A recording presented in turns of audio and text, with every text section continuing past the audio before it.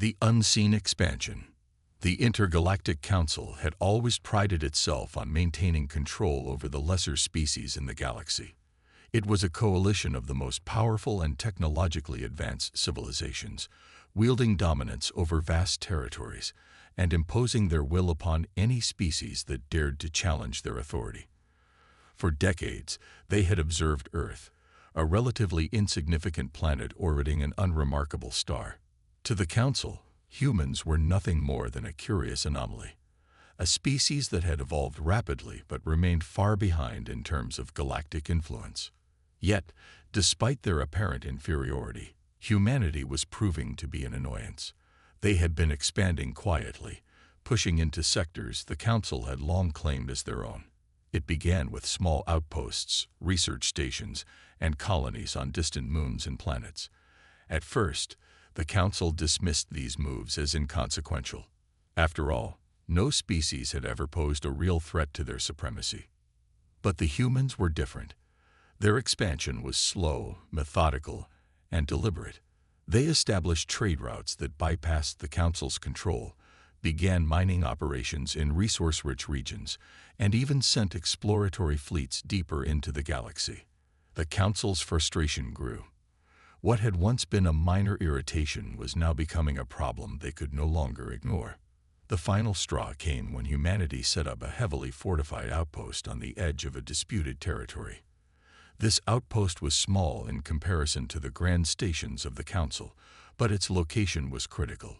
It served as a supply chain hub, a launching point for deeper incursions into the galaxy. The Council saw it as an affront, a direct challenge to their authority. In a secret meeting of the Council's highest-ranking officials, a decision was made. They would send a message to humanity, a message of overwhelming force. A fleet was dispatched, composed of ships from each of the major species in the Council. It was a show of power that had crushed countless rebellions in the past. The humans, they reasoned, would surely fall in line when faced with the might of the galaxy's most formidable armada. The plan was simple. Surround the human outpost, block all potential escape routes, and demand immediate surrender. The Council's leaders believed this would be enough to force Earth into submission. After all, no species had ever resisted such a display of strength. The humans would be no different.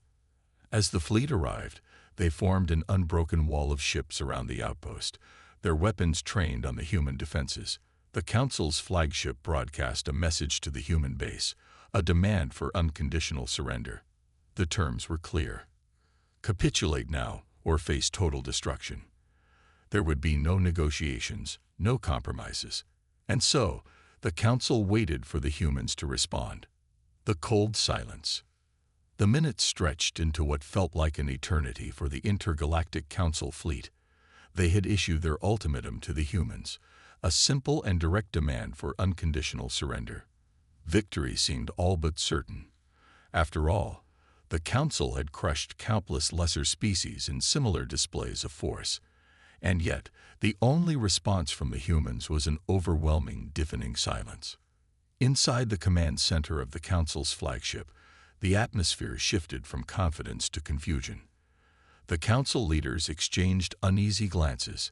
Their fleet outnumbered and outgunned the human outpost by orders of magnitude. There was no conceivable reason why the humans would resist, and yet they had not responded. Fleet Commander Xervan, a seasoned war strategist, found himself unsettled by the lack of communication. In his experience, even the most defiant species would at least try to negotiate or stall for time. But this, nothing. The humans were either more defiant than the Council had anticipated, or something else was at play. Either way, Xervan knew one thing for certain. The silence was intentional, and it was unnerving. "Send the message again," Xervan ordered, his voice betraying a hint of irritation. His officers complied immediately, broadcasting the Council's demands on every frequency the humans could possibly use. The terms were clear: unconditional surrender or face total annihilation. They repeated the immense firepower and fleet strength surrounding the human outpost, emphasizing the futility of any resistance. Yet again, there was no response. As the minutes turned into hours, tension began to mount among the Council's commanders. What had been expected to be a routine show of force was slowly turning into a situation none of them could quite understand. The humans weren't cowering. They weren't negotiating. And they weren't fighting back. They were simply waiting. "What are they doing?" one of Servan's lieutenants muttered, his voice low but anxious. "Why haven't they replied?" "Perhaps they don't realize the danger they're in," suggested another officer. "Humans are primitive compared to us. Maybe they don't comprehend the scale of our fleet." Servan considered this, but something about the silence felt deliberate. It wasn't the product of ignorance or fear. It was almost as if the humans were daring the Council to act. He dismissed the notion as illogical that couldn't shake the growing sense of unease. To break the deadlock, Servan ordered scouts to be deployed. Small reconnaissance ships zipped toward the human outpost, scanning for any signs of activity. They scanned for power fluctuations, weapon systems, or defensive measures being prepared. But the outpost remained as still and silent as before, as if its very occupants were ghosts. Hours passed with no change. The human defenses were still in place, but no signs of preparation for a battle or retreat were detected. This puzzled the Council fleet even more. Surely the humans couldn't believe they stood a chance in a fight, not with their meager forces against the Council's overwhelming armada. But if not that, then what were they doing? Back in the command center, Servan received reports from his scouts. There was no unusual activity on the human outpost, no secret preparations, no hidden traps. The humans simply waited, silent and unmoved. "It's like they're daring us to make the first move," another commander said, frustrated. The silence began to eat away at the confidence of the Council's officers.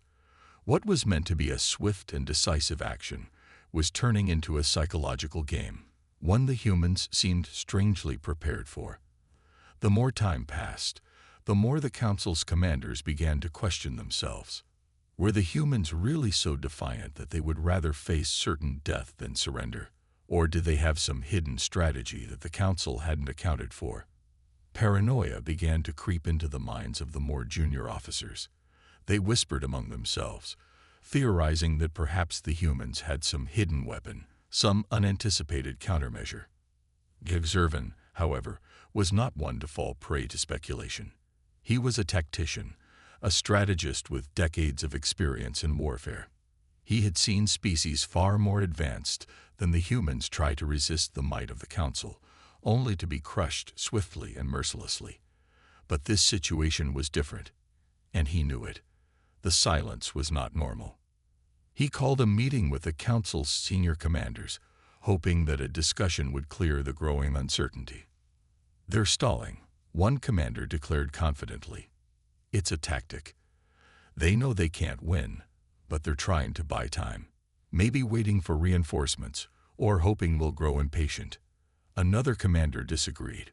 "No, I think this is calculated. They want us to make the first move. Maybe they've prepared something we can't see. We should tread carefully." Servan listened to the exchange, weighing each opinion. It was true that the Council had encountered guerrilla tactics from humans before. They were known for their unconventional methods, their unpredictability. But even guerrilla fighters would typically try to engage in some form of negotiation first. This complete and utter silence was something else. Could it be psychological warfare? Another officer suggested. The humans might be trying to rattle us, to make us second-guess ourselves. The idea had merit, Servan thought, but it also seemed incredibly risky. If the humans were indeed attempting to play mind games with the Council's most powerful fleet, they were taking a colossal gamble with their survival. "We can't let them dictate the pace," Servan finally said, his tone decisive. "We're overthinking this. The humans are stalling because they know they can't win. We have the advantage, and we will use it. Prepare the fleet for an attack on the outpost. If they won't surrender, we'll force them to."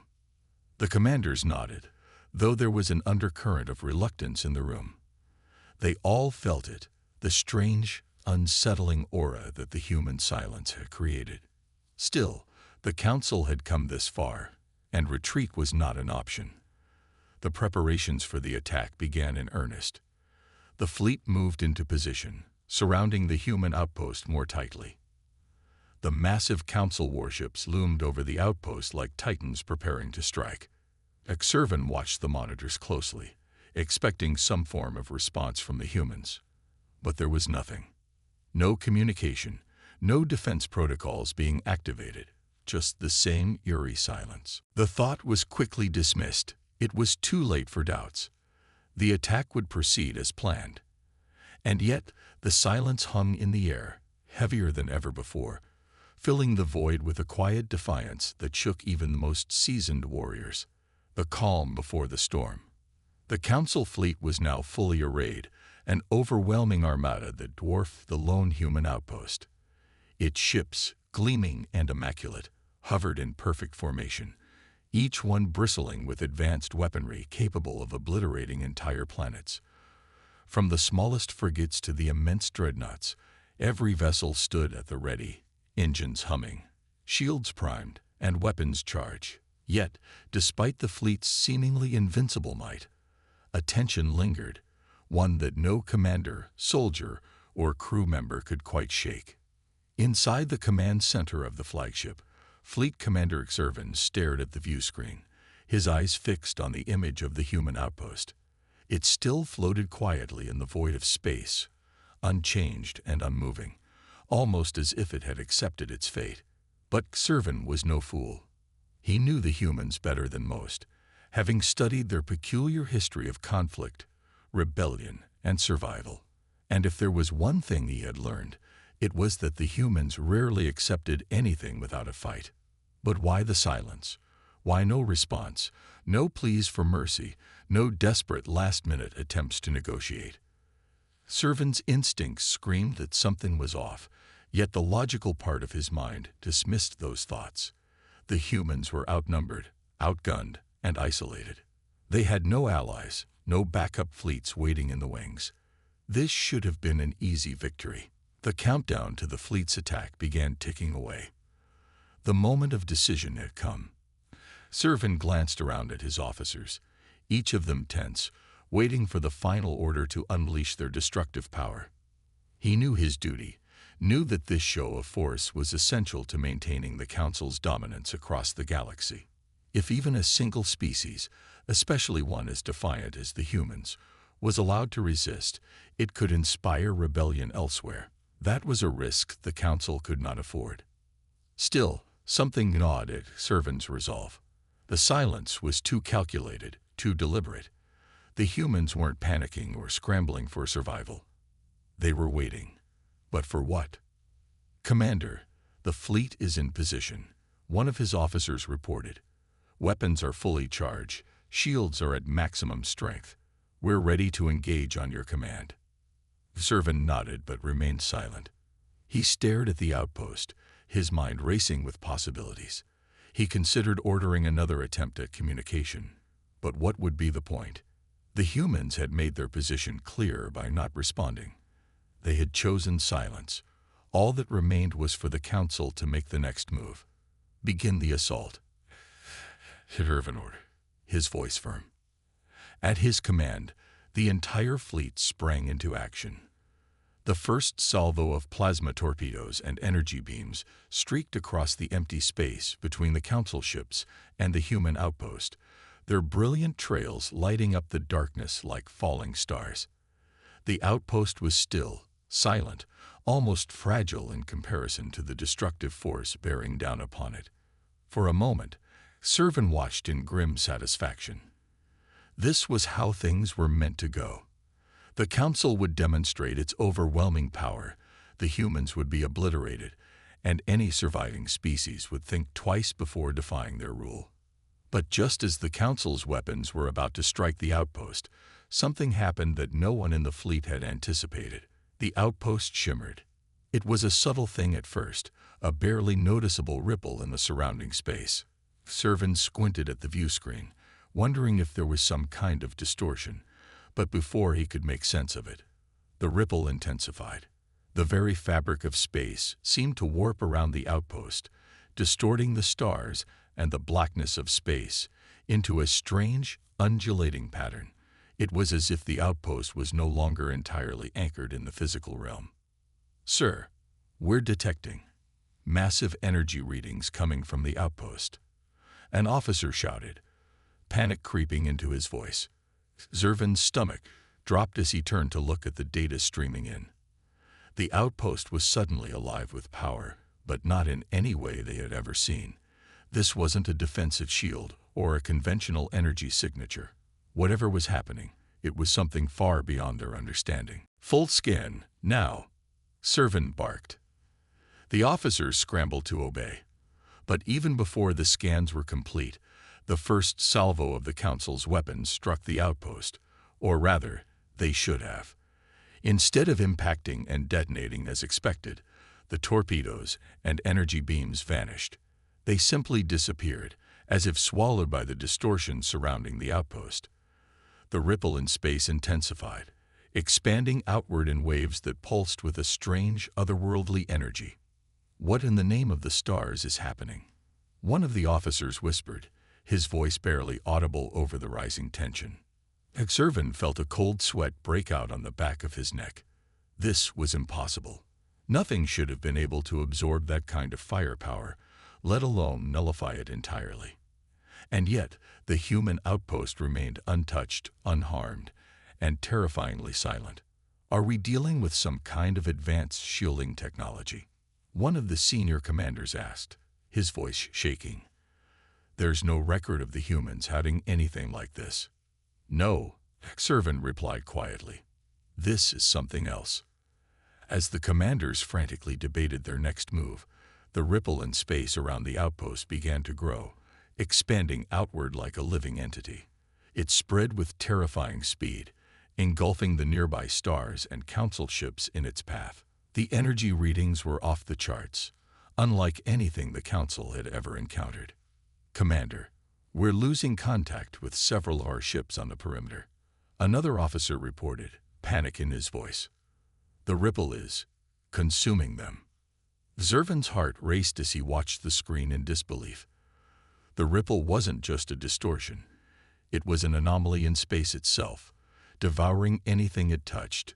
The ships on the outer edges of the fleet simply blinked out of existence, their signals vanishing as if they had never been there at all. "Pull back. Get the fleet out of range of that distortion, now," Zervin ordered, his voice trained with urgency. The fleet began to retreat, but it was clear that the ripple was expanding too quickly. Ships that had once been in perfect formation were now scrambling to escape the expanding anomaly, their engines flaring as they tried to flee the approaching danger. But the ripple moved faster than any of them had anticipated, and ship after ship was swallowed by the growing void. Zervin stared at the screen in horror, watching as the fleet he had commanded for years, a fleet that had crushed entire civilizations, was being erased without a fight. The humans had unleashed something far beyond their comprehension, something that defied the very laws of physics, and it was consuming everything in its path. What is this?" one of the younger officers stammered, his voice barely above a whisper. "How could the humans have something like this?" Zervin didn't answer. He didn't have an answer. All he knew was that they had severely underestimated the humans. This wasn't a battle. They had walked into a trap of cosmic proportions, one that the humans had carefully set, and now they were paying the price. As the ripple continued to grow, Zervin's mind raced. They had no counter to this, no way to stop whatever the humans had unleashed. The fleet was in full retreat now, but the ripple was still expanding, faster and faster, consuming space itself. And all the while, the outpost remained, silent and untouched, at the center of it all. "We need to warn the Council," Zervin said, his voice grim. "They need to know what we're dealing with."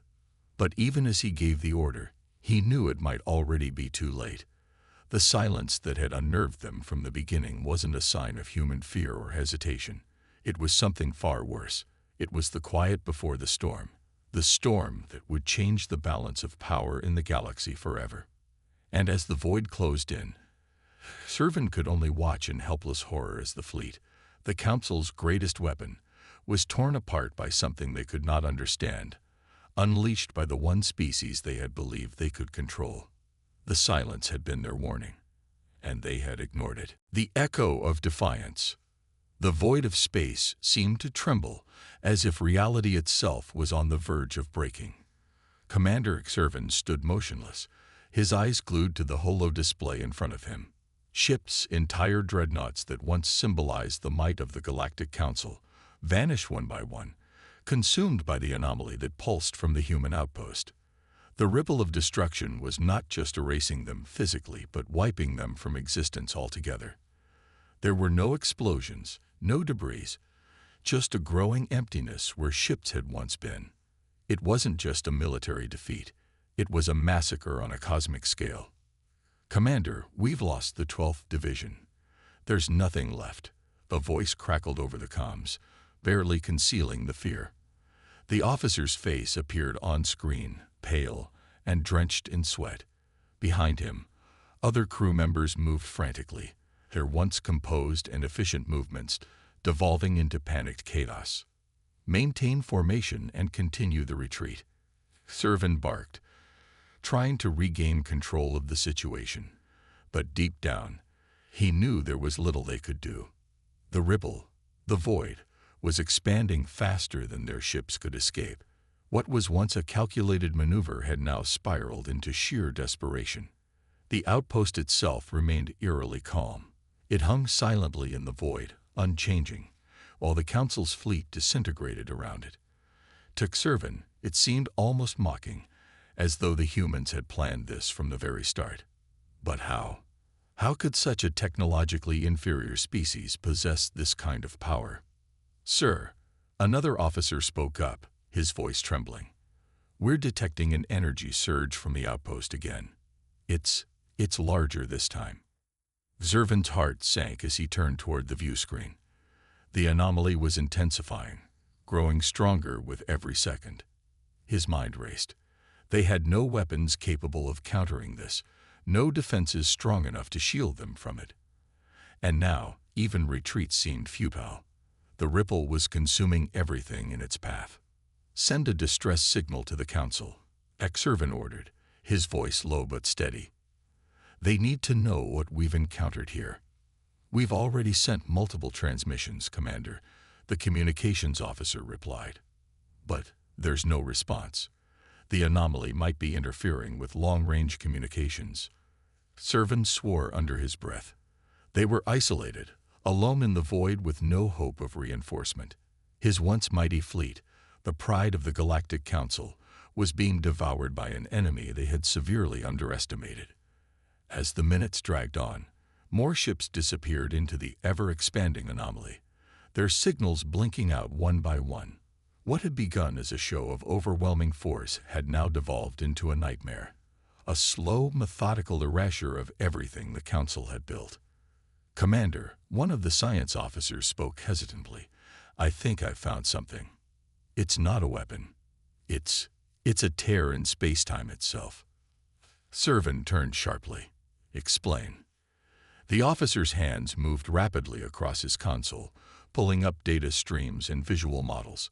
"The ripple we're seeing isn't just a distortion. It's a rupture, a breach in the fabric of space-time. The energy readings suggest it's tied to an experimental technology, something far beyond our understanding. The humans may have triggered it, but I don't think they fully control it." Servant's mind whirled. A breach in space-time. That kind of technology was purely theoretical. No species, not even the Council, had come close to developing something of that magnitude. It was dangerous, unpredictable, and potentially catastrophic. And now, the humans had unleashed it. "Can we stop it?" Servant asked, though he feared he already knew the answer. The officer hesitated. "We don't have the technology to reverse a rupture of this scale. Our best option is to continue retreating and hope that the anomaly burns itself out before it consumes everything." Servant clenched his fists. This was not how things were supposed to go. The Council was supposed to be invincible. They were the ruling power of the galaxy, the ones who enforced order and stability. And yet here they were, retreating in the face of an enemy they had deemed insignificant. But it wasn't just the technology that unsettled him. It was the humans themselves. Somehow, they had anticipated this, prepared for it. They had known exactly how to draw the Council in, how to force them to commit to a full-scale engagement. And then, they had unleashed something that defied reason. Servin had to respect their audacity, even if it enraged him. "Commander," a frantic voice interrupted his thoughts. "Multiple ships are reporting engine malfunctions.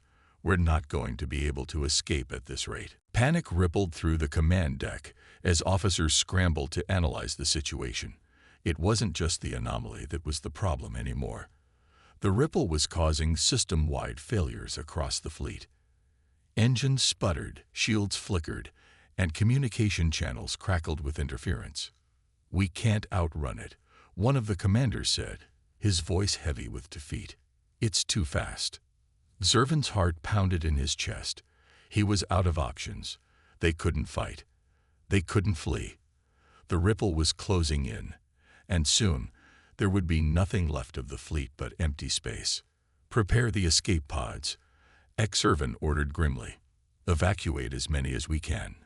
It was a last-ditch effort, a desperate hope that some of his crew might survive. But even as he gave the order, he knew it was a futile gesture. The ripple would consume everything in its path. There was no escaping it. As the command center erupted into a flurry of activity, Servin remained standing, his gaze fixed on the view screen. The outpost still floated serenely in the distance, untouched by the chaos unfolding around it. He thought of the humans, of their stubborn refusal to bow to the Council's authority, and for the first time, he understood the depth of their defiance. This wasn't just a technological advantage they had stumbled upon. This was a statement. The humans weren't fighting for victory. They were fighting to make sure the galaxy never forgot them. Zervin's thoughts were interrupted by a sudden blaring alarm. The anomaly had reached the outer edges of his own ship now. The view screen flickered, showing images of ships being swallowed by the void, their forms warping and twisting as they disappeared from existence. And then, just as suddenly, the feed cut out entirely, replaced by static. "Commander," one of the officers said quietly, his voice trembling, "it's been an honor serving with you." Servin didn't respond. There was nothing left to say. The ripple was closing in, and soon, they too would be gone. He closed his eyes, bracing for the end, but instead of fear, a strange sense of calm washed over him. The humans had won, but not through brute strength or superior technology. They had won because they had refused to surrender. They had found a way to fight back against an enemy that outnumbered and outgunned them at every turn. And in doing so, they had changed the course of galactic history. As the void consumed his ship, Servin's final thoughts were not of defeat, but of grudging respect. The galaxy would remember this day, and it would remember the humans, not as a species to be conquered, but as a force to be reckoned with. And then, everything went dark. The ripple passed, leaving nothing but silence in its wake. The Council fleet was gone, wiped from existence as though it had never been there. And still, the human outpost remained, its mystery and defiance intact. The galaxy had underestimated humanity. It would not do so again. The Galactic Council chamber was an architectural marvel, a masterpiece of intricate designs and luminous materials that reflected the power and wisdom of the galaxy's ruling body. Representatives from hundreds of species sat in the vast circular hall, their holographic images shimmering as they waited for the session to begin. Conversations buzzed among the delegates, tension crackling in the air. There was no mistaking it. Today's emergency meeting carried the weight of unprecedented disaster. In the center of the chamber, where typically quiet discussion and orderly debate would take place, a massive holographic display floated, showing the last transmission from Commander Servin's fleet. It was a silent, haunting image. The outpost, hanging in space, while the Council's most advanced warships blinked out of existence one by one. The display played on a continuous loop, capturing the fleet's final moments before being consumed by the anomaly. A heavy silence fell as the council head, an ancient being named Vorik, floated into the room, his presence commanding the attention of everyone present. His dark, multifaceted eyes scanned the gathered delegates, his usually serene face marked with a rare expression of unease. The loss of an entire fleet, the largest the council had ever assembled, was an unforgivable blow to their authority, and Vorik knew that today's session would be tumultuous. Esteemed council members, Vorik began, his deep voice reverberating through the hall, we are faced with a crisis of an unimaginable scale. Our forces were decimated, our might brought to nothing, and it was done by a species we once considered insignificant. The chamber erupted into whispers and sharp exchanges. Delegates shifted uncomfortably in their seats, eyes darting nervously to one another. The thought that humans had orchestrated such devastation was almost too much to comprehend. They had dismissed them as backward, a race with no significant technological advancements, no special talents that would warrant the Council's serious attention. And yet, here they were, facing the consequences of that dismissal. The humans must be punished. A gravelly voice growled from one of the upper tiers. It belonged to Vakrin, a hulking warlord from the Pyrax Empire. His 3 glowing eyes burned with fury as he leaned forward, demanding retribution.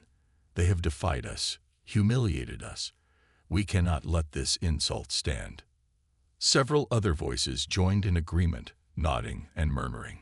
Vakrin's words had struck a chord with those who sought revenge, their pride stinging from the defeat. But not all were so eager to declare war. I caution restraint. A calm voice interjected from the lower tier. It was Councillor Celix, a representative from the Scythra Collective, one of the galaxy's most technologically advanced civilizations. Her species was known for its careful consideration and long-term planning, and Celix's keen intellect had earned her considerable influence. We cannot afford to act without understanding what has truly occurred. Commander Xervan's report indicates that the anomaly which consumed the fleet is beyond any known technology. Rushing into another conflict without fully comprehending this threat would be a mistake. Are you suggesting we simply sit by and let them get away with this? Vakrin sneered, his voice rising in indignation. I am suggesting we approach this with wisdom, not brute force. Celix responded coolly. There is something far greater at play here than mere human defiance. If we don't understand the nature of the anomaly they unleashed, we could be walking into a trap, one that could wipe out even more of our forces. Her words hung in the air, creating a divide within the chamber. The council was at a crossroads, torn between those who craved vengeance and those who urged caution. Vorik, sensing the growing tension, raised his hand to silence the clamor. Councillor Celix is correct, Vorik said slowly, his voice firm. We must first understand what we are dealing with. This anomaly is unlike anything we have encountered before. It is possible that the humans have developed, or perhaps stumbled upon, a technology that even they cannot fully control. He gestured to the holographic display of the anomaly, which continued to pulse ominously as it devoured ship after ship. If we charge headlong into another conflict, we may very well meet the same fate as Commander Xervan's fleet. I propose we send an investigative team, comprised of our finest scientists and strategists, to analyze the situation. We will not act blindly. There was a murmur of approval from several delegates, but Vakrin was not satisfied. His fists clenched as he glared at Vorik. But even he knew better than to openly challenge the council head without support. For now, he would have to settle for a more measured approach, though the hunger for retribution still burned hot within him. And what of the humans? Another delegate asked, her voice filled with uncertainty. They are no longer the weak species we believe them to be. They have the means to destroy entire fleets, perhaps even worlds. How do we negotiate with such a power? The question sent a ripple of discomfort through the chamber. Negotiation. With humans? It seemed absurd, but after witnessing the destruction of the fleet, Few could deny the seriousness of the situation. The humans had proven they were not to be trifled with, and now the Council had to decide how to proceed, whether through diplomacy, further warfare, or something else entirely. Vorik considered this for a moment, his gaze distant. He had ruled the Council for centuries, guiding it through countless crises and wars. But this was something new, something different. The humans had always been an anomaly in the galaxy, a race that defied expectation and convention. Their growth had been rapid, unpredictable. Now, they stood as a wild card, a factor that the Council could no longer ignore or control. "We will attempt diplomatic channels," Vorik finally said, his words causing several delegates to exchange uneasy glances. "But make no mistake, if the humans refuse, if they threaten the stability of the galaxy, we will not hesitate to use every resource at our disposal to neutralize the threat. The Council's authority must be maintained." As the session drew to a close, the chamber was filled with tension. The delegates divided between those who favored caution and those who desired immediate action. Vakrin and his allies remained unconvinced, already scheming behind the scenes, while others like Silix were preparing for a more strategic approach. Yet, beneath the surface of all these debates and posturing, one truth remained. The humans had done the unthinkable.